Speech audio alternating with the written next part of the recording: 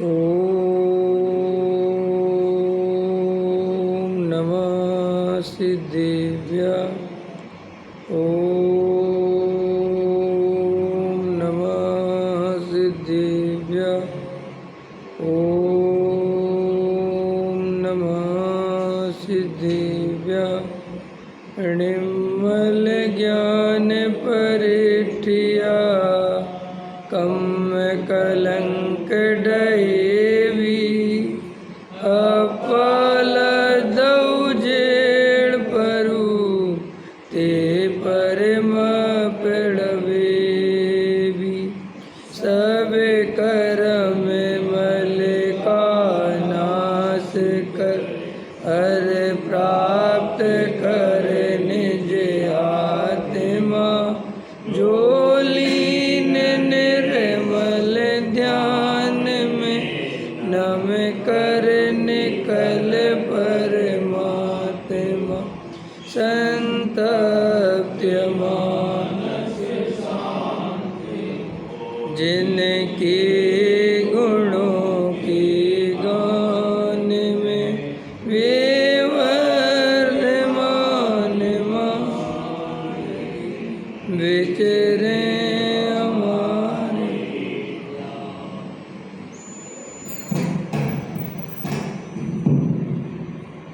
योगसार प्रवचन पृष्ठ क्रमांक 16 गाथा नंबर 10 का एंड चल रहा है। पूज्य गुरुदेव श्री के प्रवचन है, उसके आधार से चर्चा चल रही है। कल अपन ने ध्रुव, शुद्ध ध्रुव, इसकी व्याख्या देख रहे थे। तो देखो परिचय पढ़ते हैं। एक और शुद्ध ध्रुव चैतन्य स्वरूप परमात्म स्वरूप, उसे अपना मानना यह धर्म है। यह धर्म की दशा हुई। किसे अपना मानना?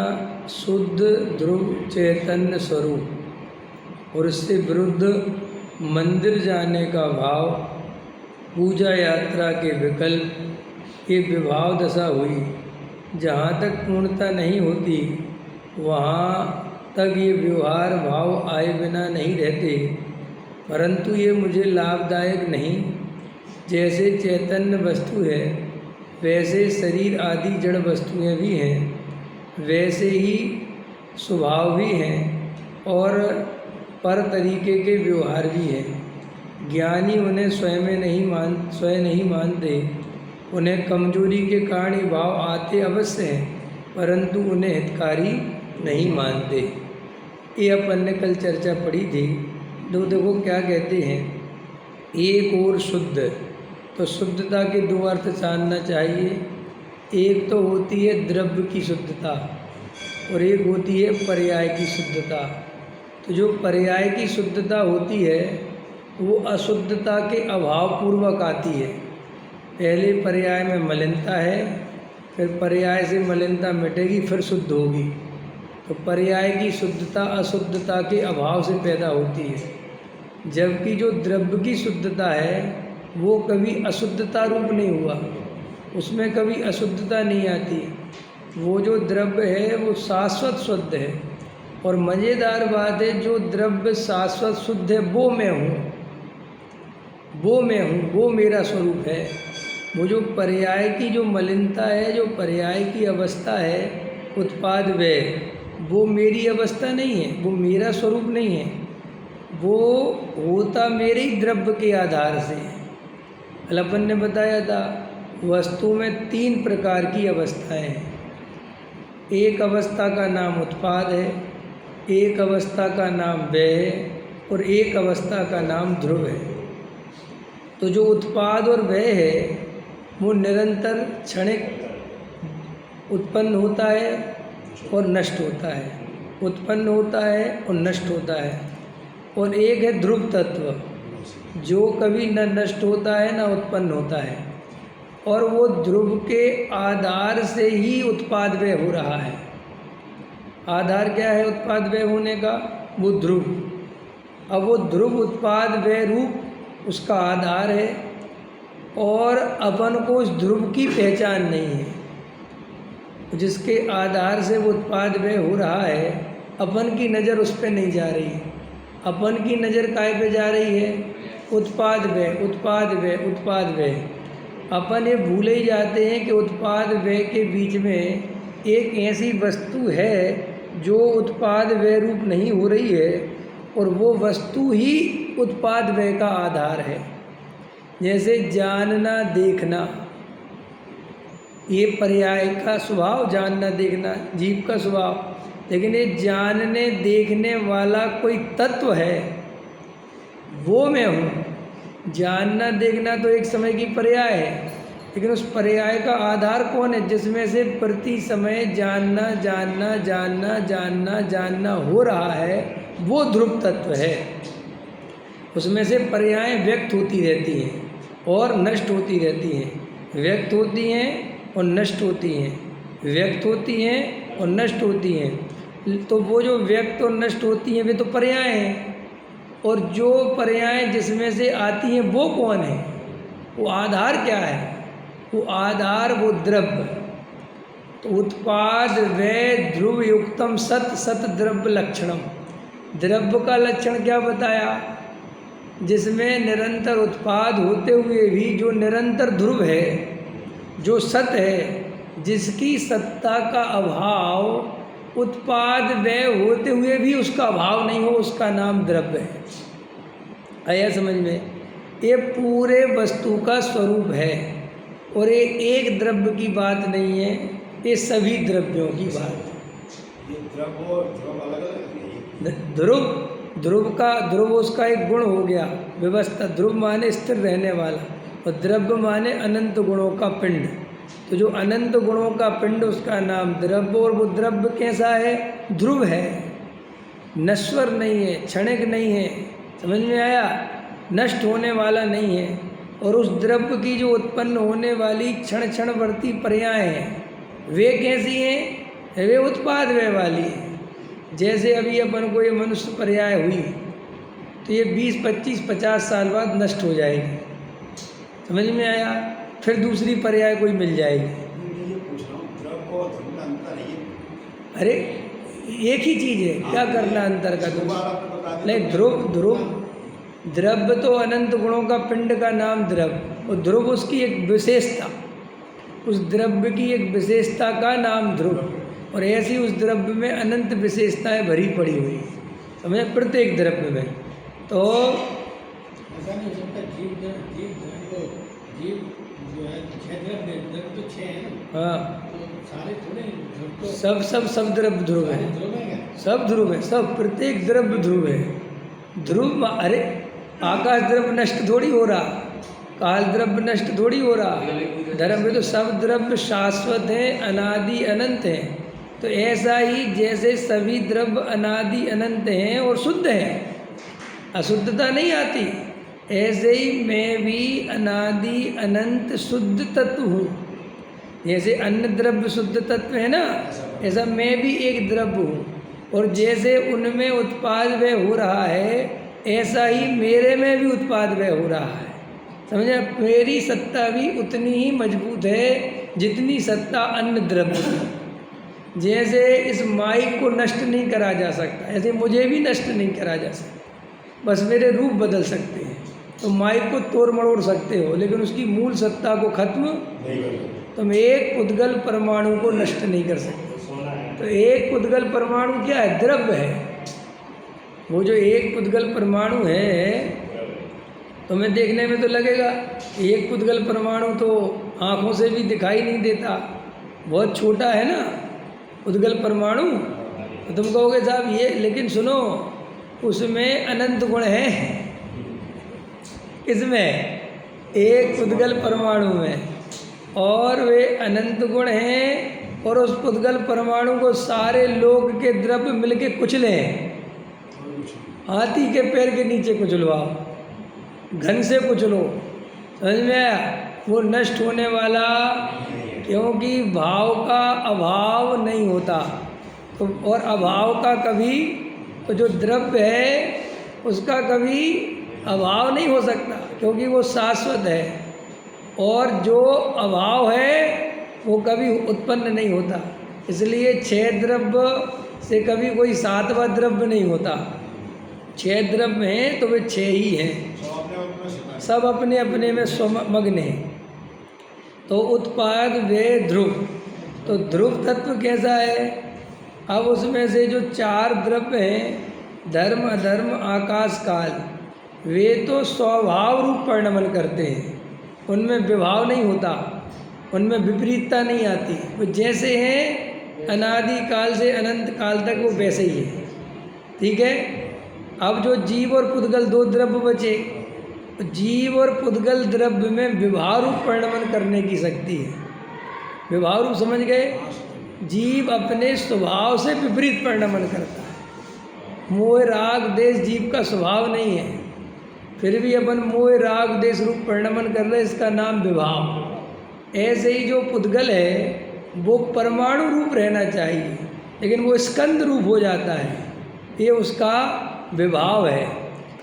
अब जो पुद्गल द्रव्य है वो जड़ है, तो वो विभाव रूप परिणमन भी करे तो वहाँ कुछ नहीं बिगड़ता। लेकिन जीव जब विभाव रूप परिणमन करता है तो जीव को तकलीफ होती है, दुख होता है, कष्ट होता है। ठीक है।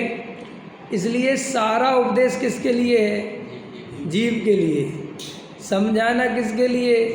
जीव, क्योंकि जीव को दुख है, कष्ट है। ये अपन प्रवचन क्यों सुन रहे हैं? अपन जैसा परिणमन कर रहे करते रहो, नहीं। अपन अगर विभाव रूप परिणमन करते रहे तो अपन को अनंत कष्ट मिलने वाला है, और अपन को वर्तमान में भी अनंत कष्ट मिल रहा। तो स्वरूप ऐसा है, व्यवस्था ऐसी है कि जीव विभाव रूप परिणमन करता है, लेकिन उनमें से जिन जीवों की योग्यता जग जाती है, सुखी होने की काल लब्धि आ जाती है, उनको अपने आप ऐसा उपदेश मिलता है। सबको नहीं मिलता ये उपदेश, ये किसी ने बनाया नहीं है व्यवस्था। ये व्यवस्था ऐसी अनादि काल से बनी हुई है और अनंत काल तक ऐसी ही बनी रहेगी। 6 महीने 8 समय में 608 जीव मोक्ष जाएंगे, ना ये संख्या बढ़ेगी ना ये संख्या घटेगी। काल परिवर्तन होता रहेगा, द्रव्य परिवर्तन, क्षेत्र परिवर्तन, भाव परिवर्तन, भव परिवर्तन, ये 5 परावर्तन है ना, ये जीव निरंतर 5 परावर्तन करता है। ये मैं जो है एक बात की जो कहना चाहूँ कि धर्म के आश्रय से आपको कल्याण होता है। नौकरी का आश्रय करेंगे तो पुद्गल जब तो आप पहले 6 ध्रुव हैं, पुद्गल का आश्रय करेंगे तो बाहर कल्याण हो जाएगा। ध्रुव माने स्थिर, ध्रुव माने शाश्वत, ध्रुव माने जो सदाकाल रहेगा। तो वो तो 6 द्रव्य में ध्रुवपना है ना। ये तो जीव अपने ध्रुव स्वरूप को नहीं पहचानता, तो जो जीव को उसका ध्रुव स्वभाव बताकर वो उसकी शरण ले लेगा तो सुखी होगा। उन द्रव्यों को तो सुखी होना ही नहीं, वे तो अपने स्वभाव रूप परिणमन कर रहे हैं, उन्हें तो कोई दिक्कत है नहीं। ये दिक्कत तो जीव में है ना भाई। अस्तित्व गुण सभी द्रव्य में है नहीं, वस्तुत्व गुण सभी द्रव्यों में है। अगुरु लघुत्व, प्रमेयत्व गुण, प्रदेशत्व गुण, ये सब उनमें है ना। सामान्य 6 गुण तो भाई उन द्रव्यों में है, तो वे तो जीव में भी है। हाँ, जीव में भी है, लेकिन जीव अपने अस्तित्व गुण को नहीं पहचानता। पहचानता नहीं माने अपने को क्षणिक पर्याय वाला मानता है। भाई हमारा प्रयोजन जो विश्व व्यवस्था है, और विश्व व्यवस्था में जीव का प्रयोजन क्या है? हम तुम्हें जो ये समझा रहे हैं पूरे द्रव्यों की व्यवस्था, ये तुम्हारी जानकारी के लिए थोड़ी समझा रहे हैं। हम जो आप इंजीनियर बने, डॉक्टर बने, काय के लिए बने? आप जानकारी के लिए बने। हर आदमी दिमाग में सोचता है कि हम जानकारी माने आप उसको जुटा के अपनी इच्छा मिटाना चाहते हो और उससे सुखी होते हो। एक आदमी माउंट एवरेस्ट देखना चाहता है। अब माउंट एवरेस्ट में क्या रखा, मैं क्यों देखने जाना चाहता है? बताओ, आप लोगों से पूछता हूँ, मैं क्यों जाना माउंट एवरेस्ट? ये आपको पता है ना, एक पहाड़ है, एक ऊंचाई का शिखर है, क्यों जाना आप कहोगे क्यों जाना? कहोगे आप माउंट एवरेस्ट देखने जाना, तो देखने क्यों जाना है? तो ये देखने जाने का अर्थ नहीं समझते अपन लोग। अपन अर्थ ही तो नहीं समझते गहराई में कि प्रॉब्लम क्या है। भाई एक इच्छा हुई कि मुझे माउंट एवरेस्ट देखना है, और वो इच्छा भयंकर दुख का कारण है। आया समझ में? अब इच्छा हुई कि मुझे माउंट एवरेस्ट देखने जाना है और इच्छा दुख का कारण, अब वो दुख तुम पे सहा नहीं जा रहा, वो पीड़ा हो रही कि मुझे देखना है, मुझे देखना है। अब किसी ने कहा कि माउंट एवरेस्ट पे जाओगे तो पैर फिसल जाएगा, तो मर भी सकते हो। अरे बोले इतने चढ़ गए, कोई नहीं मरा ऐसा, फिर जिसकी आयु कर्म होगा सो मरना होगा तो मर ही जाएंगे। तो ये सब कहाँ से आई? ये जो तर्क युक्ति आई आपके अंदर, ये कहाँ से आई कि मरना होगा तो मर जाएंगे? जैसे लोगों को घूमना है मान के चलो, तो उनसे कहो देखो भैया घूमने मत जाओ, कभी भी देखो आजकल एक्सीडेंट हो जाते, लोग मर जाते, तो वो कहते कैसी बातें करते हो, आयु कर्म जब तक है तब तक हमें दुनिया की कोई ताकत नहीं मार सकती, और आयु कर्म नहीं है तो हम घर में मर जाएंगे। तो ये लॉजिक दिया किस लिए तुमने? तुम जब इतने लॉजिक वाले हो, इतना दिमाग रखते, तो घूमने जाना ही क्यों है? ये तो बताओ। वहाँ गेयों को देखने जाना है, तो देखो उसको ये समझ में नहीं आता कि इच्छा कितनी दुख देती है। एक गे को देखने में मृत्यु तक को स्वीकार कर लेता हूँ, ये कितनी बड़ी बात है भाई। आदमी यहाँ से बैठ के अमेरिका चला जाता है, समझ में आया? और अमेरिका 18-20 घंटे प्लेन में बैठा रहता है, और 20 घंटे प्लेन में बैठना माने अगर उसमें से 20 घंटे में से आधा मिनट के लिए कोई खराबी आ गई तो आपके बचने की कोई उम्मीद नहीं है, 1 सेकंड बचने की उम्मीद नहीं। फिर भी देखो इधर से इधर, इधर से इधर, इधर से इधर लोग घूमते जाते हैं। उनसे कहो कि मृत्यु कहते हो जाए, तो मृत्यु तो तुम छोड़ो, दुख का कारण जीव को इच्छा है, और वो इच्छा उसको इतना दुख देती है, इतना दुख देती है, और उसको ये समझ में नहीं आता कि दुख का कारण इच्छा है। उसको दुख का कारण वो परद्रव्य आता है। हम लोगों को जो अंदर इच्छाएं चल रही हैं, ये हमें अनंत दुख दे रही हैं, हमारा ध्यान इधर नहीं जाता। हमारा ध्यान जाता है कि वो परद्रव्य हमारी इच्छा के अनुसार परिणमन नहीं कर रहा, इसलिए दुख हो रहा है। लेकिन जो इच्छा ही नहीं होती, अगर मुझे माउंट एवरेस्ट जाने की इच्छा ही नहीं होती तो कितना सुख रहता कि नहीं रहता? जैसे देखो आपको सुख की अनुभूति करनी हो, आप कहीं जा रहे थे, समझ में आया, और एक विकल्प, ये कपड़े, ये ट्रेन, ये वो, वहाँ ये ट्रेन पकड़ना है, फिर ये करना है, पर वहाँ रहने की व्यवस्था, ऐसे संकल्प विकल्प चले जा रहे थे। इतने में आपका कुछ ऐसी स्थिति बनी कि आपका कैंसिल हो गया कि नहीं जाना। तो देखो ऐसा लगता है जैसे सिर पे से कितना भार उतर गया, जबकि एक इच्छा मिटी, एक इच्छा टूट गई कि नहीं जाना, तो वो एक इच्छा टूटते ही कितनी आकुलता मिट गई। बोलो, तो मैं मंदिर में पद चाहिए, अब परेशान हो रहा है, उसको मनाना है और उसको अपने झांसे में लेना है, उसको थोड़ा वो करना है, अब परेशान हो रहे, अब ज़बरदस्ती लोगों से बोलते फिर रहे, बात करते फिर रहे, लगे हैं पड़े हैं, और आपको एक इच्छा खत्म हो गई कि नहीं मुझे बनना ही नहीं। देखो कितना निर्वाह। तो आचार्य कहते जीव दुखी है, तो जीव के दुख का कारण क्या है? जीव के दुख का कारण है इच्छा। समझ में? सिस्टम समझो। अभी मैं जो ध्रुव समझा रहा हूँ वो समझो पूरी बात। तो ये सिस्टम में उत्पाद व्यय और ध्रुव हो रहा है, तो 5 द्रव्यों में उत्पाद व्यय ध्रुव हो रहा कि नहीं हो रहा? सब में हो रहा, वो तो सभी द्रव्यों, अब जीव में भी हो रहा। तो अब आचार्य कहते हैं कि अब जो ध्रुव तत्व है, अगर ये जीव उस ध्रुव तत्व को अपना स्वरूप माने, उसमें अपनापन करे, तो इसको दुख मिट जाएगा। ये स्वरूप है, ये किसी ने बनाया नहीं, सिस्टम ऐसा है। अगर तुम पर्याय को अपना मानोगे, संयोगों को अपना मानोगे, तो गारंटी से दुख मिलेगा। अब कोई आदमी कोशिश बहुत करता है कि नहीं साहब, मैं ऐसा करूँगा, मैं ऐसा करूँगा, मैं ऐसा करूँगा, मैं ऐसा करूँगा, मैं पत्नी को बहुत अच्छे से रखूँगा,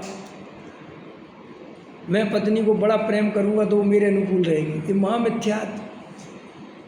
मैं बच्चों को संस्कार दूंगा, बढ़िया पाठशाला भेजूंगा, मैं ऐसा करूंगा तो मेरे बच्चे बहुत अच्छे रहेंगे। महामिथ्यात्व। लेकिन अपन ऐसे ही करते हैं। अपन रात और दिन क्या कर रहे हैं? ये पर द्रव्य मेरे अनुकूल बन जाए, ये सारी मेहनत, सारी चेष्टा, सारी ताकत हमारी इस पे लगी। अब सुनो गजब की बात, स्वरूप ऐसा है कि कोई द्रव्य किसी की इच्छा के अनुसार परिणमन नहीं कर सकता, कर नहीं सकता।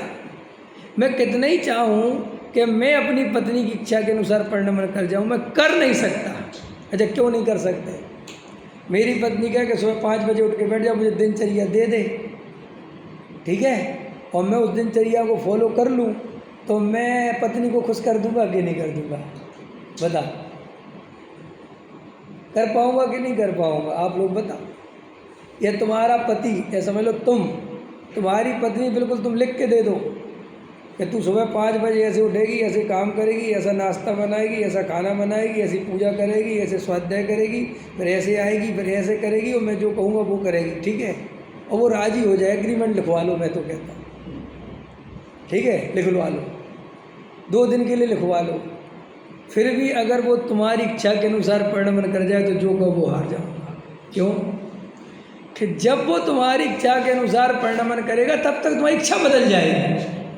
प्रॉब्लम एक नहीं है, प्रॉब्लम बहुत है। अब वो जैसे तैसे बेचारी 5 बजे उठेगी, इतने में को तुम इसी बात पे गुस्सा आने लगे, क्यों उठ के बैठ जाती, मेरी नींद और ख़राब कर देती। अब लो, अब इच्छा बदल गई, और अपन प्रति समय क्या कर रहे हैं? अपनी इच्छा के अनुसार परिणमन चाह रहे हैं, जबकि हम इच्छा को ही भरोसा नहीं दे सकते कि ये इच्छा कल रहेगी कि नहीं रहेगी। अब बोलो। और ऐसा हम प्रति समय एक पर द्रव्य को अपनी इच्छा के अनुसार परिणमन कराना चाहते हैं, इससे रात और दिन हम दुखी हैं। अब वो इच्छा तुम कैसी भी समझ लो, चाहे वो पुण्य की इच्छा, कई लोग दूसरे जीव धर्म रूप परिणमन कर जाए, इसलिए दुखी है। अब तुम सब चाहते नहीं कि और जीवों को भी सम्यक दर्शन हो जाए, तुम इसलिए दुखी हो। ये तो बहुत अच्छी भावना है। सब भावनाएं दुख रूप हैं,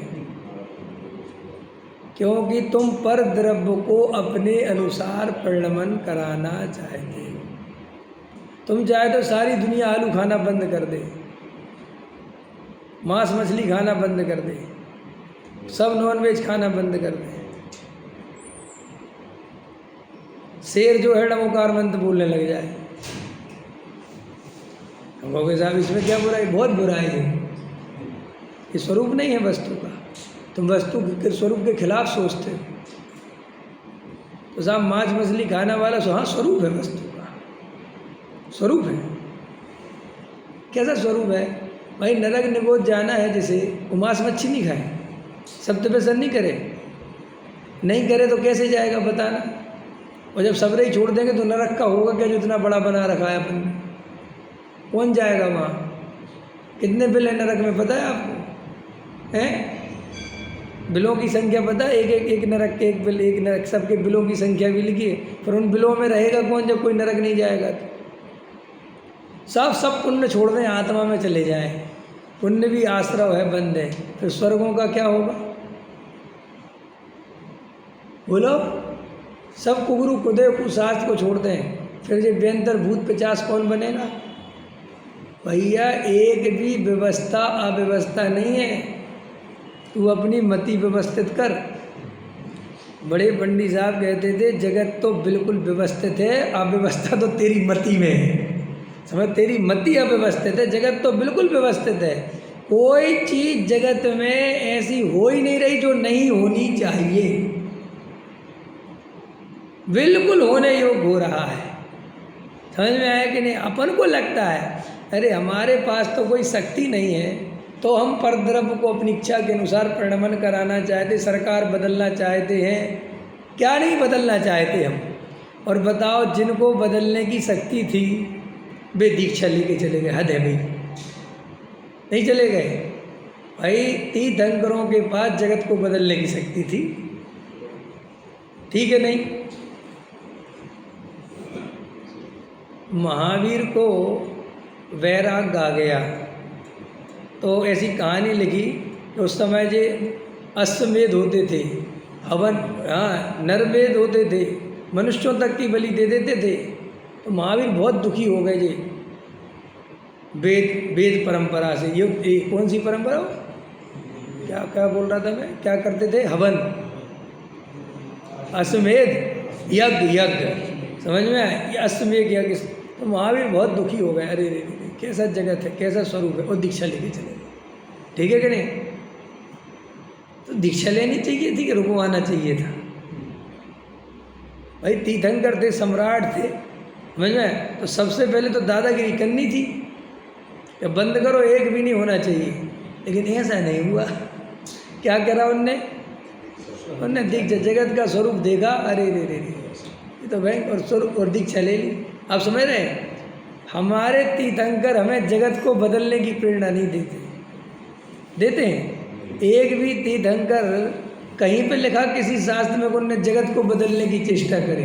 बोलो भाई, उनने जगत को बदलने की चेष्टा नहीं करी, उनने जगत के परिणामन को स्वीकार करके दीक्षा ली।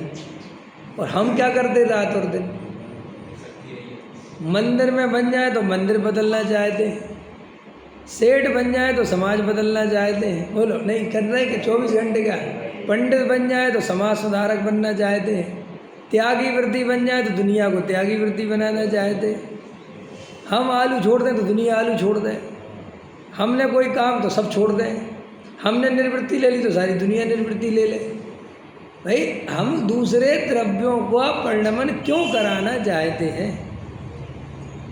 नहीं समझ, हमें क्या लेना देना? जगत का जो परिणमन जैसा हो रहा है बिल्कुल एक्यूरेट हो रहा है, फिर तो सब भाव तो आता है, मिथ्या है वो जगत के परिणमन कराने का भाव मिथ्या जानना। ऐसा लिखा आचार्य अमृतचंद देव ने कि पर द्रव्य के संबंध में जो भी विकल्प आवे उसे अकिंचित कर जानना। अकिंचित कर माने ये विकल्प झूठा है, इसके निमित्त से पर द्रव्य में कुछ होने वाला, इसलिए मेरे सारे विकल्प मिथ्या हैं। मिथ्या है माने बिल्कुल निरर्थक है, कोई काम की नहीं है। ये तो मेरी कमजोरी है कि मैं स्वरूप में स्थिर नहीं हो पाता हूँ, इसलिए मुझे ये विकल्प आते हैं। लेकिन उन विकल्पों से कोई जीव परद्रव्य का भला बुरा करना चाहता है और मानता है, उसी समय महामिथ्यात्व। तो अपन क्या समझा रहे थे कि मैं तो एक शुद्ध ध्रुव तत्व हूँ। तो कैसा शुद्ध हूँ मैं बना बनाया शुद्ध तत्व हूँ।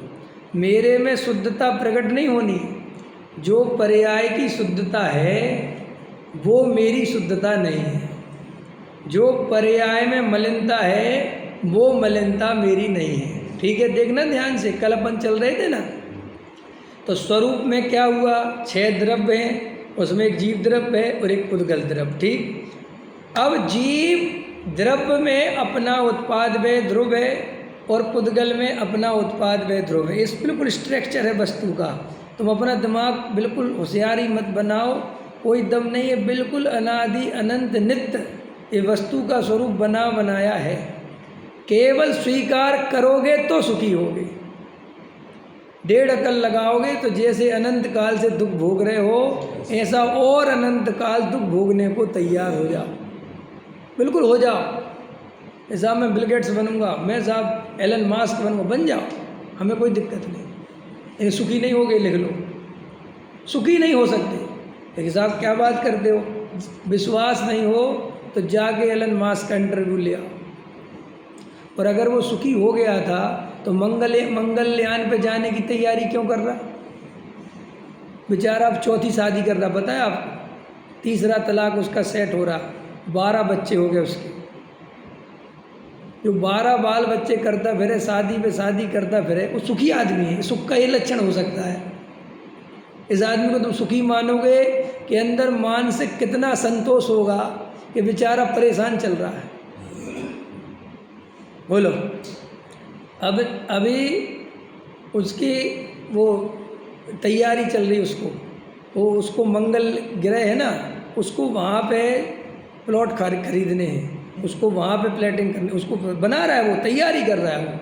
वो जीवन के, इसको सुखी का लक्षण कहोगे? क्या सुख है? और मज़ेदार बात, तुम में से कौन बात नहीं जानता कि 67 साल का तो हो गया वो, और अभी आयु क्रम पूरा हो जाए तो कीड़ा मक्कड़ मच्छर नरक 1 मिनट में चला जाए। ये कौन नहीं जानता ये चीज़? कौन, किसको नहीं पता कि मृत्यु सुनिश्चित है? कौन नहीं जानता कि बुढ़ापा सुनिश्चित है? तुम क्या सोचते हो? ये बड़े बड़े पैसे वाले, ये बहुत अरबपति हजारों डॉक्टरों को बुलाते हैं, अपनी डाइट सेट करवाते हैं। मोदी जी 2 लाख रुपए का, कितना 3 लाख रुपए किलो का, कितने किलो का मशरूम है, वो मंगवाते हैं अफ़गानिस्तान से। वो मशरूम खाता है क्योंकि उसमें उसको ऐसा बताया समझाया कि ये मशरूम खाने से तुम ज़्यादा दिन तक जवान रहोगे, ग्लो करेगा तुम्हारा चेहरा, गोरे दिखोगे तुम, तुम्हारी चमड़ी का रंग बदल जाएगा। जीव क्या नहीं करता बेचारा सुखी होने के लिए, क्या नहीं करता। वो ये जितने पैसे वाले होते हैं, इतनी दवाइयाँ, इतने डॉक्टरों को दिखाते कि हम जवान बने रहे, जवान बने रहे, जवान बने रहे, बने नहीं रहते। अपने सामने निरंतर निरंतर निरंतर मरते जाते। होता नहीं, क्योंकि जिसका उत्पाद है उसका वे निश्चित है, उसे नहीं रोका जा सकता। अब नहीं रोका जा सकता और तू उत्पाद व्यय को अपना स्वरूप मानता है तो तुझे दुखी होने से भी नहीं रोका जा सकता। और मज़ेदार बात देखो, स्वरूप कैसा है कि अगर तुमने इन पर्यायों में अपनापन नहीं छोड़ा, समझ में आया? सुनो ध्यान से, बहुत गहरी बात। अगर हमने इन पर्यायों में अपनापन नहीं छोड़ा तो प्रकृति में सिस्टम ऐसा नहीं है कि तुम्हें शक्ति हमेशा मिलती रहेगी, तुम्हें खाने पीने का सामान मिलता रहेगा, समझ में आया? तुम्हारे सब ऐसे ही बना रहेगा। सिस्टम ऐसा है कि कुछ समय बाद ये पर्याय बदलेगी, और बदलेगी तो बदलेगी भी कैसे बदलेगी ये भी समझो। अगर तुम प्राप्त पर्याय में तन्मय रहे और इन पर द्रव्य में सुख मानते रहे तो इसकी सजा है। नरेश जी क्या है? ऐसा ही नहीं है कि हम कुछ भी माने जी, हमारा मन ना। काश अगर ऐसा होता कि तुम कुछ भी मानते रहते और तुम्हें कोई दुख नहीं मिलता तो मैं कभी उपदेश नहीं देता। तीर्थंकर तुम्हें उपदेश नहीं देते, क्यों देते? लेकिन सिस्टम ऐसा है कि अगर तुमने ये पर्याय में अपनापन नहीं छोड़ा और अपने में अपनापन नहीं किया तो निगोद जाना पड़ेगा। अब ये बहुत अन्याय है, ये बहुत गलती है। ये गलती नहीं है किसी की, ये सिस्टम ही ऐसा बना हुआ है। अगर तुमने ये बहु आरंभ परिग्रह के भाव रखे, ये रुपये पैसे मकान दुकान में, तुम बड़े होशियार हो, तुम अपने आप को बहुत होशियार समझते रहो, हमें तुम्हारी होशियारी से कोई लेना देना नहीं, लेकिन इसका फल नरक आएगा। तुम खूब मायाचारी करो, खूब करो, कोई दिक्कत नहीं, करते रहो, लेकिन इसका फल त्रियंच गति में जाना पड़ेगा। और सुनो, जिन पदार्थों के लिए तुम यहाँ मरे जा रहे हो, इनमें से एक भी पदार्थ, एक भी वस्तु तुम्हारे साथ नहीं जाएगी। और तुम जिन इच्छाओं की पूर्ति कर कर के सुखी होना चाहते हो, तुमसे पहले इस पृथ्वी पर और अभी भी वर्तमान में तुमसे ज़्यादा पुण्यशाली जीव हैं। क्या ये इच्छाएँ कैसे पूर्ति होती हैं? बोलो, हैं? पुण्य के उदय से। तो तुम्हारा पुण्य तो बहुत कमज़ोर है नहीं? अरे है कि नहीं? बोलो हाँ।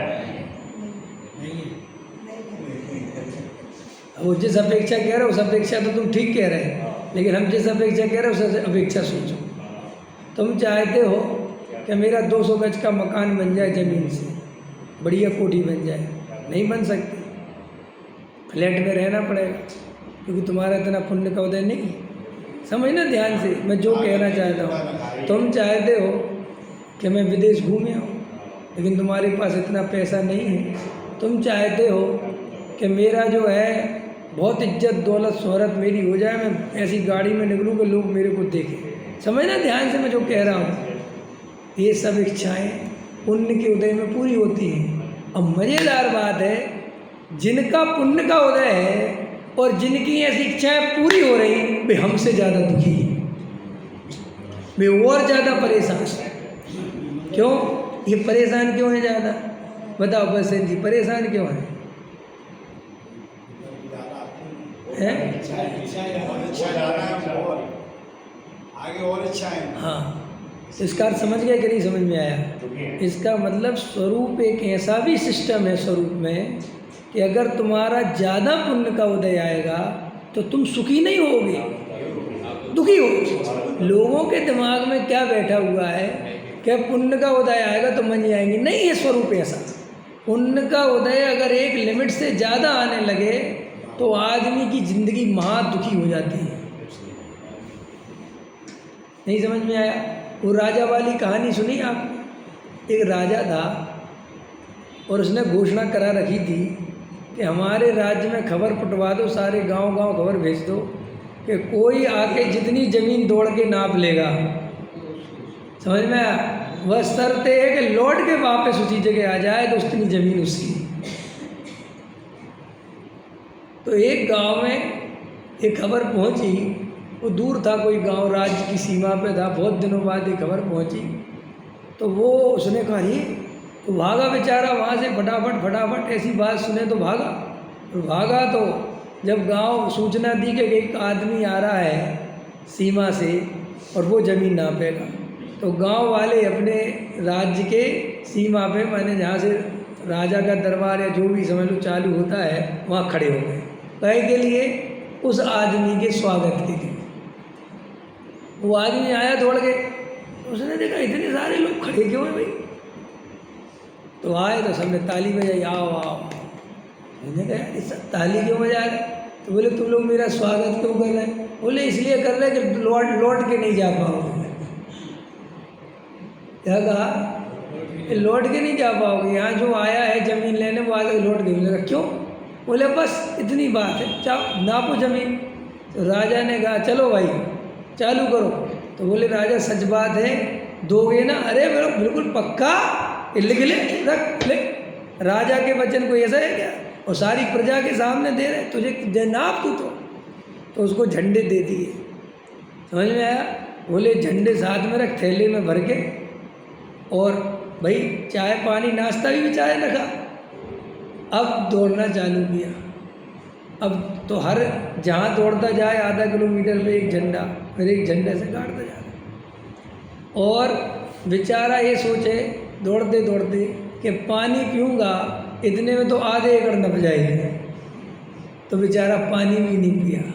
और भोजन करूँगा इतने में तो एक कोस हो जाएगी, तो बेचारे ने भोजन भी नहीं किया। और दौड़ता रहा। सूरज जो है चढ़ता हुआ उतरने को तैयार।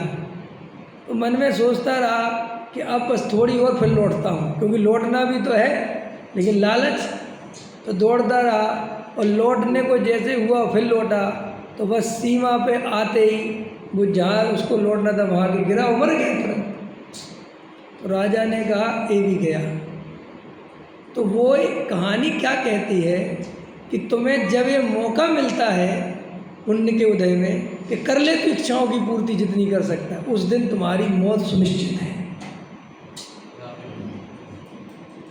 सुनिश्चित है मौत। ये बड़े बड़े आदमी होते जो पैसे वाले, जो शराब पीने लगते। शराब क्यों पीता है आदमी, पता है तुम्हें? कभी शराब दो ही आदमी पीते हैं दुनिया में, जो बहुत मानसिक दुखी होते हैं, जिनके अंदर बहुत आकुलता चलती है, वे शराब पीते हैं। और दो लोगों के अंदर बहुत आकुलता चलती है। एक तो जो गरीब मजदूर होते हैं, ये दिन भर बहुत काम करते हैं और गरीबी की आकुलता, बच्चों की टेंशन, ये टेंशन को सताती है, बहुत परेशान करती है। कल के खाने तक की वजह दारू पी लेते हैं, शराब पी लेते हैं तो उनको नींद आ जाती है। नींद इसलिए कि वो सारी चिंता वो शराब पीने से आपको पता है दुनिया में शराब, जो अपन ने मद्य मांस मधु का त्याग करने को कहा, तो अपन को लगता है कि साहब ये अवक्ष है, इनमें हिंसा बहुत है। ये अकेली बात नहीं है। शराब पीने वाले की बेहोशी कई गुना बढ़ जाती है। शराब जो पिएगा वो कभी सम्यक दर्शन प्राप्त नहीं करेगा। क्यों? सम्यक दर्शन प्राप्त करने के लिए होश चाहिए, जागृति चाहिए। और वैसे ही अपन आधे तो सोए हुए हैं और शराब और पी ली तो पूरे सो जाएंगे। समझ में? ये व्यसन क्या है? व्यसन माने कोई एक ऐसी आदतें जो आपको गुलाम बनाती हों, जिनके बिना आपको बेचैनी होती हो। तो उन्होंने कहा इसको तुरंत छोड़ो, क्योंकि ये सम्यक दर्शन में बाधक है। सम्यक दर्शन में स्वतंत्रता चाहिए, किसी भी प्रकार की पराधीनता। अब आपको कोई व्यसन हो गया और आपको उसके बिना चैन नहीं पड़ती, तो देखो वो सारा उपयोग खा जाती है आपको। और व्यसन एक तरह का नहीं होता, व्यसन का अर्थ ही नहीं समझते लोग। किसी को मंदिर का व्यसन हो गया, अरे ये मंदिर का व्यसन, तो हमें मंदिर के बिना चैन नहीं पड़ती, तो आकुलता का काम है। किसी को किसी तीर्थ में जाने का व्यसन हो गया, बस हमारा तो ध्यान सम्य सकर्म में ही लगता है और कहीं नहीं लगता, तो भयंकर महामिथ्यात्व हो गया। क्योंकि वो सम्य सकर जाना वो तो तेरी योग्यता का आधार तो नहीं है, वो तो उदय प्रमाण होगा। निहाल भाई पूरे जीवन भर 6 बार सोनगढ़ जा पाए पूज्य गुरुदेव श्री के पास, 6 बार मात्र। समझ में आया? और गुरुदेव के प्रति कितना हो भाव था उनको। तीर्थंकरों से बड़ा अपने लिए कहते थे, फिर भी मिल नहीं पाते थे, तो क्या कहते थे कि कोई बात नहीं, गुरुदेव श्री जो सोनगढ़ में बैठ के बता रहे वो तो मैं यहाँ बैठ के अनुभव कर रहा हूँ। तो सम्यक दर्शन के लिए स्वतंत्रता चाहिए, बंधन चाहिए ही नहीं, गुरु का भी बंधन नहीं चाहिए। अगर सम्यक दर्शन लेना है तो, क्योंकि गुरु का बंधन रहेगा तो भी पराधीनता रहेगी, इसलिए बंधन कोई नहीं चाहिए। तो ये जो हमारे अंदर मिथ्यात्व है, मान्यता है कि हे भगवान पुण्य का उदय आ जाए, पुण्य का उदय, याद रखो जिसका ज़्यादा पुण्य का उदय आया उनका हमने दुख बढ़ते ही देखा है, सुख बढ़ते नहीं देखा। और मैं तो इतने बड़े आदमियों से मिलता हूँ, जब भी बाहर प्रवचन करने जाता हूँ, और जब वो अकेले में पास में मिलने आते हैं और उनकी जो व्यथाएं सुनता हूँ, उनकी जो परेशानियाँ सुनता हूँ, भाई साहब बाहर की परेशानियाँ तो आसानी से दूर करी जा सकती है, नहीं समझे? मुझे भूख लगी और मैंने आपसे कहा दिनेश जी भाई भूख लगी, क्या करोगे? बोले तो लो पंडित साहब भोजन करो, खत्म। लेकिन मुझे मानसिक दुख है, मैं मानसिक पीड़ित हूँ, उसको कैसे दूर करूँगा? 2-2 हज़ार, देखो जो तुम शरीर का इलाज कराने जाते हो ना, इसकी फीस 1,000 रुपये है, और जब अपना मानसिक इलाज कराने जाते हो ना, उसकी काउंसलिंग होती है 3,000 रुपये घंटे होती है। और अच्छा हाई लेवल का डॉक्टर हो, बड़ा स्पेशलिस्ट हो, तो 5,000 घंटा। जब मैं पढ़ता था तब एक मेरा मित्र था, बहुत पैसे वाला था, तो वो थोड़ा मानसिक परेशान है, ऐसा पागल वागल नहीं, दिमाग में थोड़ी आकुलता ज़्यादा रहती थी, बहुत भार था। हमें तो पता नहीं, हम तो गांव के आदमी थे, हम क्या समझे कहाँ क्या होता है। तो वो जाता था कहीं 4 बजे से जाता था, तो हमने एक दिन पूछा कि तुम 4 बजे जाते कहाँ? तो तुम 1-1.5 घंटे के लिए जाते हो और आ जाते हो, क्या बात है? तो बोला कुछ नहीं, बताता नहीं था। फिर एक दिन बड़े उससे बताया, मैंने बात क्या, जाते कहाँ? मैं भी तो देखूँ पाया। तो बोला मैं उसके काउंसलर होता, क्या होता काउंसलर बोलते हैं। बोले साहब हम उसके पास जाते। हमने कहा काय के लिए जाते, क्या चाहिए? बोले वो हमारी बातें सुनता है, समझ में, हमें मोटिवेट करता है। नहीं ऐसा भी होता है दुनिया में, हम तो जानते नहीं थे। तो हमने कहा ऐसे ही करता होगा भाई, दोस्त वोस्त।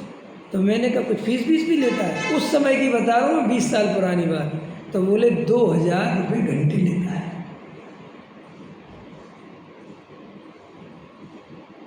अभी मानसिक तनाव है जिसे तुम कुछ नहीं समझते, तुम्हारे दिमाग में नहीं पता तुम्हें कि हमारा असली दुख तो मानसिकता का है।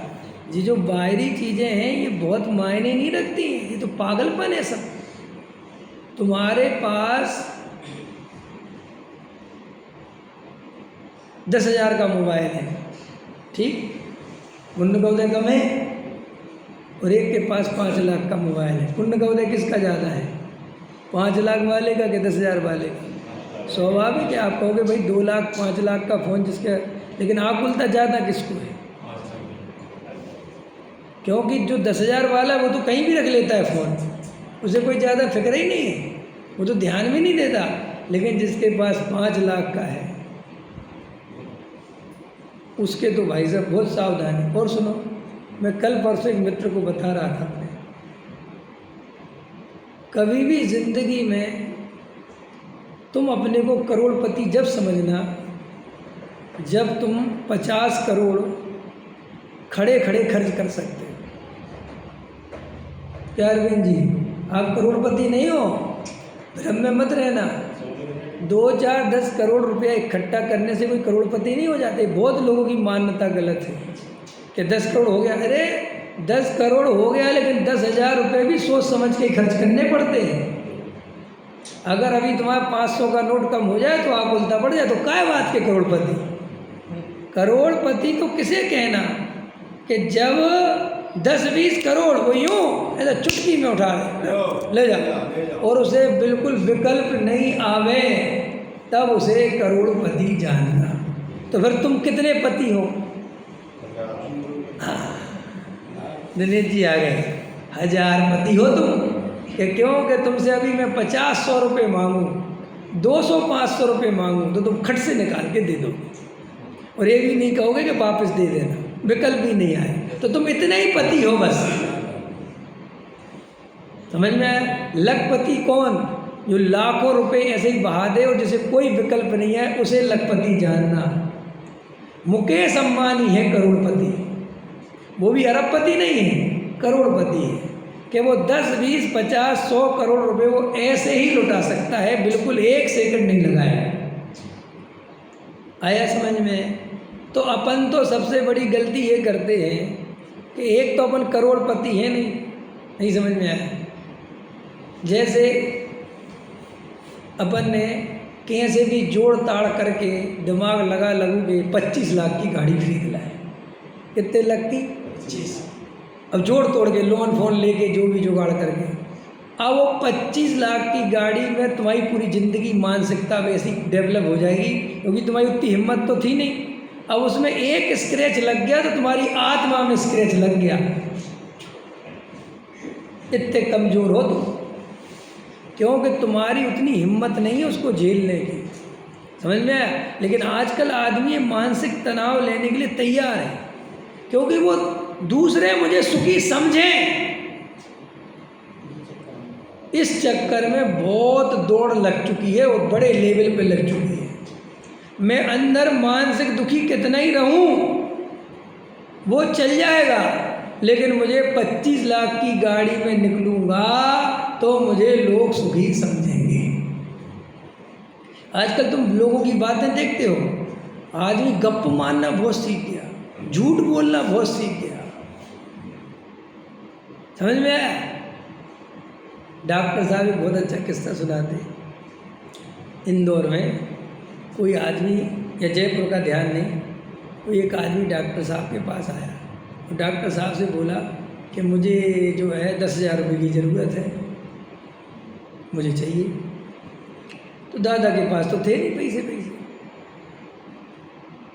क्योंकि भाई पैसे वाले तो थे नहीं, तो उन्होंने कहा मेरे पास तो नहीं। समझ में आया कि नहीं आया? तो पता वो क्या बोला डॉक्टर साहब से? कोई बात नहीं, तुम्हें कभी ज़रूरत हो तो मेरे से 20-30 हज़ार रुपये ले लेना। आया समझ है? तो डॉक्टर साहब ने कहा सुनो इधर, बोले ऐसा नहीं हो सकता कि ना तुम मुझसे लो ना मैं तुमसे लूँ। समझ में आया कि नहीं? ऐसा नहीं हो सकता क्या? ये किसको दिखा रहे हो 20-30 हज़ार रुपये ले लेना? लेकिन उसको अपनी ऐसा लगा ना कि तुम हमें क्या समझ रहे हैं, तो आदमी ऐसी बातें करता है। आजकल दुनिया में आदमी मानसिक दुखी बहुत है, लेकिन मैं सुखी हूँ। लोग लोन ले लेके गाड़ी खरीद रहे, देखा तुमने? और वो खरीद क्यों रहे उनको पता नहीं है। सिर्फ स्टैंडर्ड क्या होता है पता है? स्टैंडर्ड, अच्छा चलो ये भी अच्छा बोल दिया।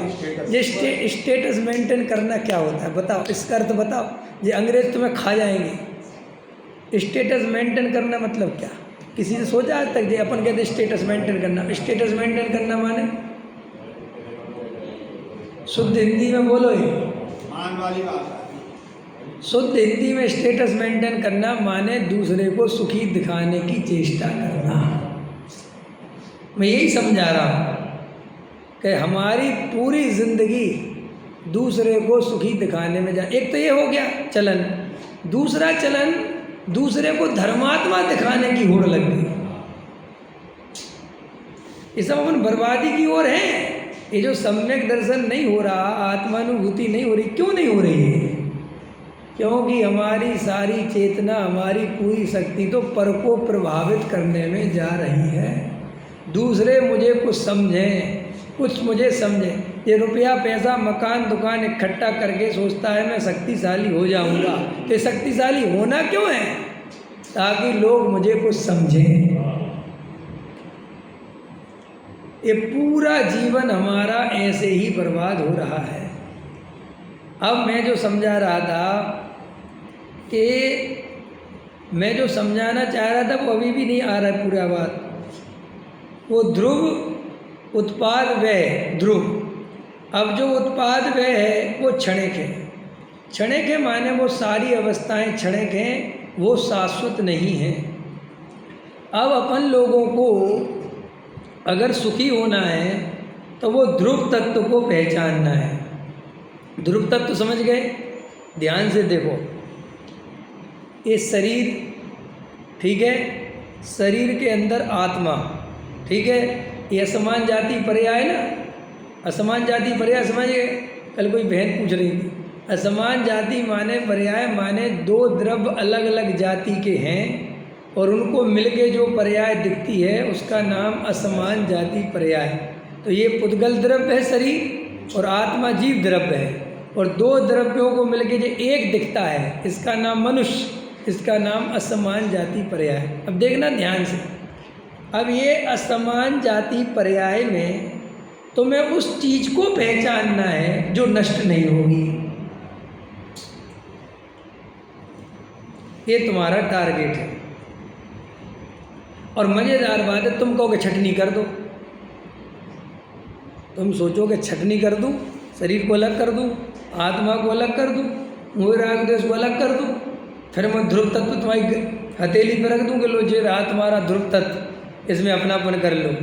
ऐसी व्यवस्था है नहीं। तो फिर व्यवस्था कैसी है कि तुम्हारे अंदर एक ज्ञान की शक्ति है, एक श्रद्धा की शक्ति है और एक चारित्र्य की शक्ति है। वो शक्ति कैसी है? ज्ञान में एक ऐसी शक्ति है कि वो भेद ज्ञान करना जानता है। क्या करना जानता है? जैसे नींबू है, शिकंजी बन गई, सब मिक्स हो गया, अब बस जी अलग अलग कहाँ कैसे करोगे? शक्कर भी घुल गई, नींबू भी घुल गया, नमक भी घुल गया। नरेश जी शिकंजी पी है, अब उसको अलग अलग कैसे करोगे? नींबू को अलग करना है, चीनी को अलग करना है, कहाँ करोगे अलग? इसका मतलब तुम इतनी बात तो समझते हो कि अब वहाँ अलग अलग नहीं करा जा सकता, लेकिन अभी भी एक जगह ऐसी है जहाँ बिल्कुल सबको अलग अलग किया जा सकता है, और वो है ज्ञान। ऐसे ही तुम्हें शरीर में कुछ नहीं करना, ये बिल्कुल शरीर अपनी जगह जैसा है ऐसा ही रहेगा। फिर क्या करना? तुम्हें भेद ज्ञान करना है, तुम्हें शरीर का स्वरूप पहचानना है। शरीर माने पुद्गल, शरीर माने पुद्गल। ये अंदर में फील करो कि जो शरीर है ये पुद्गल द्रव्य है, ये मैं नहीं हूँ, ये जीव द्रव्य नहीं है। तो ऐसा भेद ज्ञान पहले शरीर से करा, और बिल्कुल शांति से, कोई शास्त्र की बात नहीं है, कोई कुछ लॉजिक की बात नहीं, बिल्कुल शांति से अपने आप को देखो कि अंदर कोई एक तत्व है जो सुख दुख की अनुभूति करता है, जो अंदर कोई तत्व है जो इस शरीर को भी जानता है। शरीर अपने आप को नहीं जानता। देखो ये हाथ है, ये हाथ है, ये हाथ है, ये हाथ नहीं जानता। ये हाथ है, इसको कोई जानता है, तो ये हाथ तो है, लेकिन इसको जानने वाला कोई तत्व अलग है। तो ये दो द्रव्यों के बीच में अलग अलग गुण मिल गए। शरीर जो है वो पुद्गल स्थूल है, देखो स्थूल है ना, देखो ऐसा पकड़ लिया, ये हाथ से हाथ ऐसा पकड़ लिया, तो स्थूल को स्थूल ने पकड़ लिया, तो ये पकड़ने की दो द्रव्यों हो गए ना ऐसा, तो ये टकरा रहा, देखो आवाज़ आ रही ना, तो ऐसी आवाज़ उद्गल द्रव्य में आती है, उसमें ये टकराहट होती है, समझ में, स्थूल है ना ये ऐसे। अब लेकिन मेरे ज्ञान में मैं किसी को भी जानूं ऐसी आवाज़ नहीं होती, माने ज्ञान अमूर्तिक है। जो भेद ज्ञान, अभी रुक जाओ, अभी बिल्कुल बंद करो। अब वो जो ज्ञान है वो अमूर्तिक है, समझ में आया? वो सब द्रव्यों को जानता तो है, लेकिन वो किसी को स्पर्श नहीं करता, वो किसी से टकराता नहीं, वो दूर रह के जानता है। तो ये शरीर हो गया उद्गल। अब अंदर एक जानने देखने वाला तत्व है, वो है जीव। अब सुनो मेरी बात, ये शरीर निरंतर 100% अपने आप ही परिणमनशील है, और ये बुढ़ापे की ओर इसमें चेंजिंग आ रही है, और ये धीरे धीरे धीरे धीरे नष्ट हो रहा है। ये सब कोई जानता है, डॉक्टरों से पूछो तो वो कह दे तुम्हारी किडनी 30 साल 40 साल पुरानी हो गई, अब इसमें क्षमता कम हो गई काम करने की। इसलिए लोगों को एक उम्र के बाद बाथरूम की समस्या, ये समस्या, वो समस्या क्यों आती हैं? क्योंकि वे फंक्शन जो है शरीर के धीरे धीरे कमज़ोर होने लगते हैं। तो इसका मतलब ये तो बिल्कुल 100% नष्ट होने वाला तत्व है, ये नहीं बचने वाला, ये तो गया। तो इस शरीर को अगर मैंने अपना माना तो मुझे भयंकर कष्ट मिलने वाला है, ये तो तुम्हारे सामने है ना। अब आगे चलो, अब अंदर में क्या दिखाई देता है? एक जानने वाली शक्ति दिखाई देती है, और एक मोह राग देश के परिणाम दिखाई देते हैं, ठीक। अब जो मोह राग देश के परिणाम हैं वे उत्पाद व्यय को प्राप्त हैं कि नहीं? देखो ध्यान से देखो, उनमें उत्पाद व्यय हो रहा है कि नहीं? भाई जो राग था वो राग अभी थोड़ी देर बाद नष्ट हो जाएगा, फिर दूसरा भाव आ जाएगा, फिर अगला भाव आ जाएगा, फिर अगला भाव आ जाएगा। इसका मतलब ये ध्रुव नहीं है, ये चीज़ ध्रुव नहीं है। और हम तलाश किसकी करने निकले? ध्रुव की, स्थायी तत्व की। तो ये शरीर भी स्थायी नहीं, अंदर जो मोह राग देश के परिणाम हैं ये भी स्थायी नहीं, ठीक। अब और अंदर चलो, अब क्या बचा? अब बचा एक ज्ञायक भाव। अब क्या बचा? इन सभी तरह के परिणमन को रात और दिन जानने वाला जो भाव है वो एक त्रिकाली ध्रुव ज्ञायक भाव है, और उस त्रिकाली ध्रुव में से निरंतर जानने की पर्याय झरती रहती हैं। पर्याय झरती कि नहीं झरती? और वो स्थायी बना रहता है, क्योंकि अगर वो ध्रुव स्वयं उन उत्पाद व्यय रूप हो जाए तो वस्तु नष्ट हो जाएगी। कल बताया था पंखा घूमता है, लेकिन उसमें एक चीज़ ऐसी है जो नहीं घूमती, और जो घूमने वाला है वो नहीं घूमने वाले के आधार पर ही घूम रहा है। अगर वो नहीं घूमने वाला भी घूम जाए तो पंखा नीचे गिर जाएगा, ठीक। तो ऐसे ही प्रत्येक द्रव्य की व्यवस्था है, ऐसे ही जीव द्रव्य की व्यवस्था है।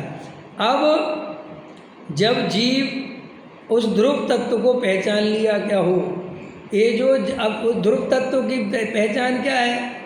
जो निरंतर अनुभूति करने वाला, जानने देखने वाला, वो ध्रुव तत्व है।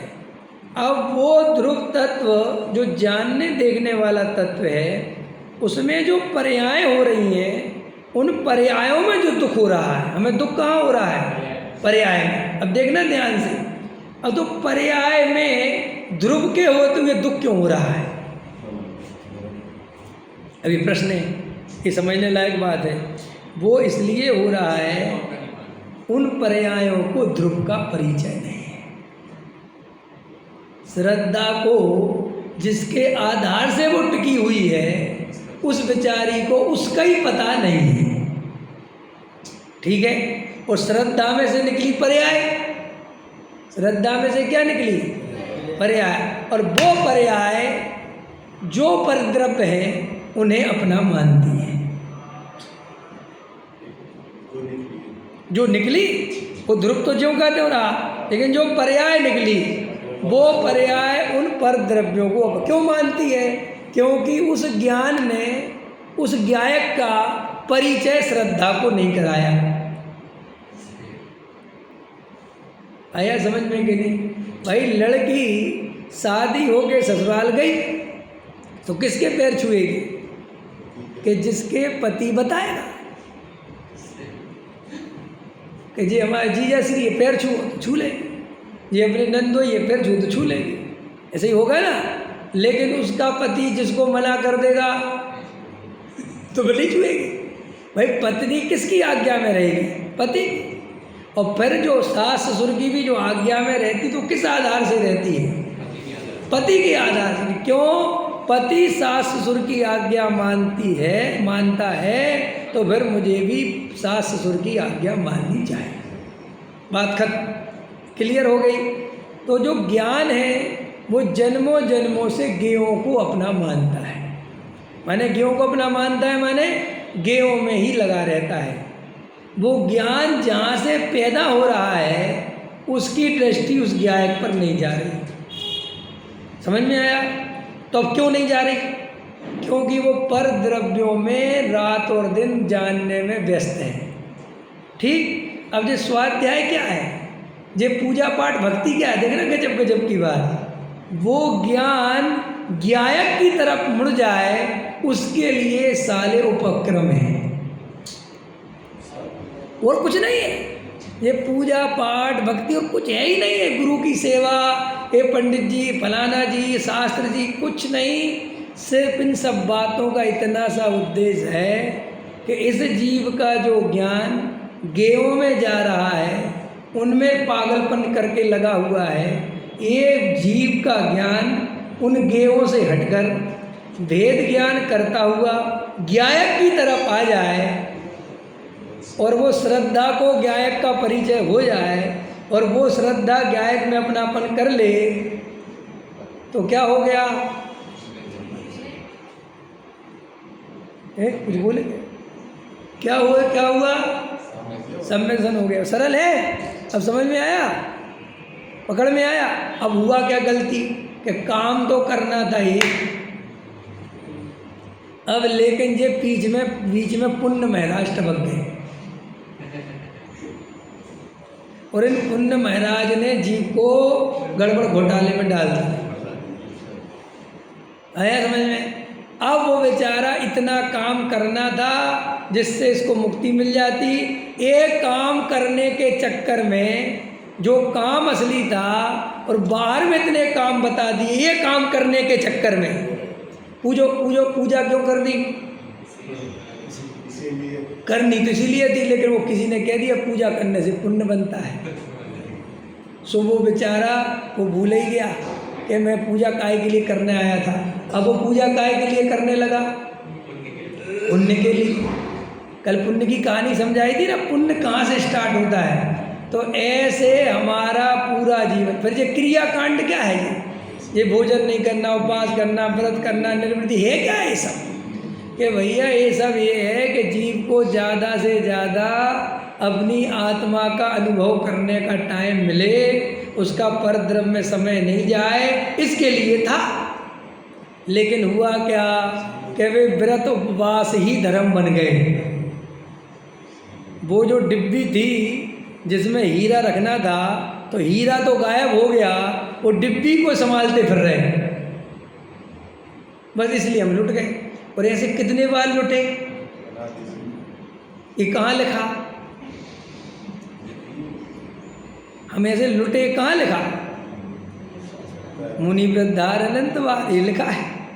ये मुनिव्रत धार अनंत बार माने पुण्य ने हमें लूट लिया। मुनिव्रत धार अनंत बार माने हम जड़ की क्रिया में उलझ के रह गए। 11 अंग 9 पूर्व माने हम क्षयोपम ज्ञान बढ़ाने में उलझ के रह गए। जीव दो ही जगह तो अटका पड़ा है। सारे धर्मात्मा जो मिथ्या दृष्टि हैं वे किस बात में अटके पड़े बेचारे? बस इसी बात में अटके पड़े हैं कि उनके दिमाग में शास्त्र पढ़ो, स्वाध्याय करो, शास्त्र पढ़ो। एक तो ये घुस गया तो शास्त्र पढ़ते रहते, विवक्षाएं समझते रहते, लगे रहते, पढ़ते रहो, जिस अपेक्षा से तो पंडित बन जाते हैं। और दूसरा काय में लग जाते हैं ये मत खाओ, ये मत खाओ, ये मत करो, इसमें इतना पाप, ये मत करो, इसमें इतनी हिंसा, अरे ये मत करो, इसमें ये वक्त, ये वो फला ढगा, ऐसी दिनचर्या बनाओ, सुबह इतने बजे उठो, फिर ये करो, फिर ये करो, फिर ये सामायिक करो, फिर वो करो, तो पूरा उसको एक सिस्टम में आ जाता है। और वो वेद ज्ञान करके मैं तो एक ज्ञायक तत्व हूँ, ये जो मात अनुभूति करनी थी इससे वंचित रह जाता है और अनंत काल के लिए फिर घूम जाता है। ये पूरी हमारी संसार की और मोक्ष मार्ग की कहानी है जो मैं अब सुना पाया। अब तुम्हें समझ में आया फंडा? ये बिल्कुल अच्छे समझ लो, इसके अलावा सब बकवास बातें हैं। ये पुण्य बिल्कुल बकवास, 2 कौड़ी की चीज़ है पुण्य। तो क्यों साहब, क्यों है भाई? सिस्टम समझो। सादिक 2000 सागर के लिए निकले हो और अगर ये अंतिम भव है तो क्या कर लेगा पुण्य? बताओ क्या करेगा पुण्य? सादिक 2000 सागर बाद हम निगोद चले जाएंगे। इस शास्त्र में आगम में लिखा कि नहीं लिखा? अगर हमने संवेदन नहीं लिया तो फिर क्या पुण्य के पीछे दौड़ना? क्या पुण्य की क्रियाओं के पीछे दौड़ना? वेद ज्ञान के पीछे दौड़ना, ध्रुव तत्व की पहचान करना, उस ध्रुव में अपनापन करना। हम भगवान की पूजा करने नहीं जन्मे हैं। ऐसे तो हम बहुत पूजा करे आए जन्मों जन्मों से, भगवान थोड़ी मोक्ष दे देंगे हमें। हम गुरु के पैर दबाने के लिए नहीं जन्मे हैं। लोगों को ऐसी बातें कठोर लगती हैं, लेकिन ये मृदुता काम आने वाली नहीं है।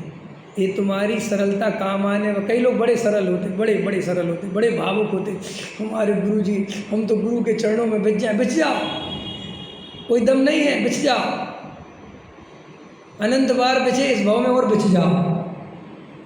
और गुरु श्रीमद जी ने बहुत महिमा लिखी, गुरु की बहुत महिमा लिखी, तो क्या करें? लिखी है तो गुरु से ज्ञान मिल गया, तत्व मिल गया, बस खत्म हो गई बात। गुरु के चरण पकड़ के नहीं बैठना जैन धर्म में। समझ में आया? हमारा तो गुरु वही है जो हमें आज़ादी दिखाता है। जाओ उधर से आज़ाद, दूसरे को आने दो, जगह खाली करो। समझ में आया? तुम समझ गए मार, जाओ, खत्म। यहाँ पर एक बार बताओ, टीचर पहली क्लास पढ़ाता है, फिर जिन बच्चों को पहली क्लास पढ़ा देता है उनको वहीं रखना चाहता है? बोलो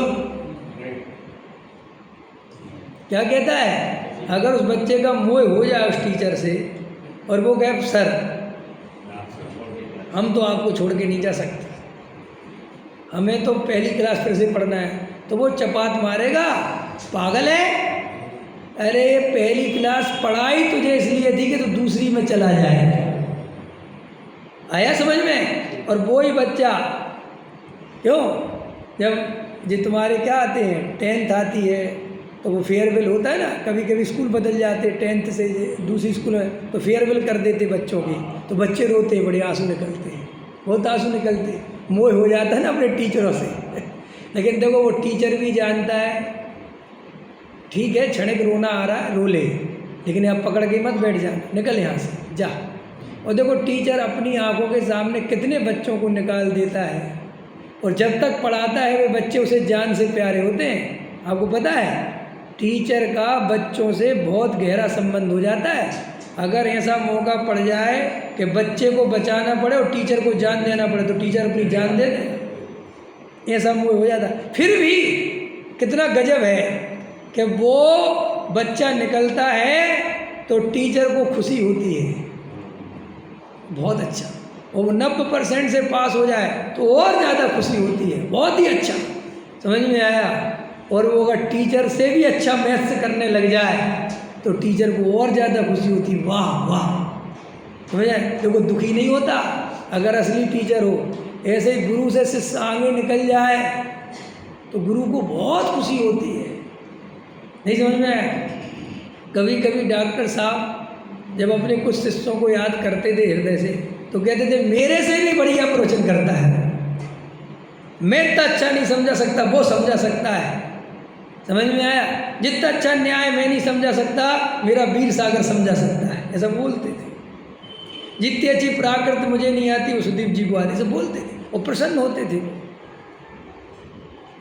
तो गुरु कभी बांधता नहीं, और जो बांधे वो कभी गुरु नहीं हो सकता। गुरु तो आज़ाद करता है। गुरु तो कहता वाह तुम्हें सम्मेलन हो गया, बहुत अच्छा, आत्मा समय हंसा, वाह बहुत अच्छा, जाओ समझ में आया, जाओ समझ में आया। श्री गुरु कहते भाई ये भव का भाव करने का जो अवसर मिला है, तू ये पुण्य पाप के विकल्प हटा, ये पुण्य भला पाप बुरा, पुण्य तो करना ही चाहिए, अशुभ से तो अच्छा शुभ है, ये सब बकवास बातें हैं, कोरी कल्पनाएं हैं, इनमें कोई दम नहीं है। ये शुभ अशुभ के भाव जीव कर ही नहीं सकता, इनका कर्ता मैं हूँ ही नहीं, मैं तो एक ज्ञायक, बस मैं तो एक ज्ञायक भाव हूँ, मैं तो एक ज्ञायक कि जानना मेरा काम है, मेरा काम नहीं है। काम में कर्तृत्व आता है, जानना मेरा स्वभाव है, स्वभाव में अकर्ता आता है। देखना समझ में आया, जानना मेरा काम है, इसमें क्या आता है, कर्तापन, जैसे कोई जिम्मेदारी ले रखी हो, और जानना मेरा स्वभाव है, इसमें अकर्तापन की गंध आती है। तो हम तो एक अकर्ता ज्ञायक के अनुभव में जावें, यही मुक्ति का मार्ग है, यही सम्यक दर्शन है, यही सम्यक ज्ञान है, और यही सम्यक चारित्र है। ऐसे अपन मुक्ति के मार्ग को प्राप्त करें, इसी मंगल भावना के साथ अभी बात पूरी कहता हूँ।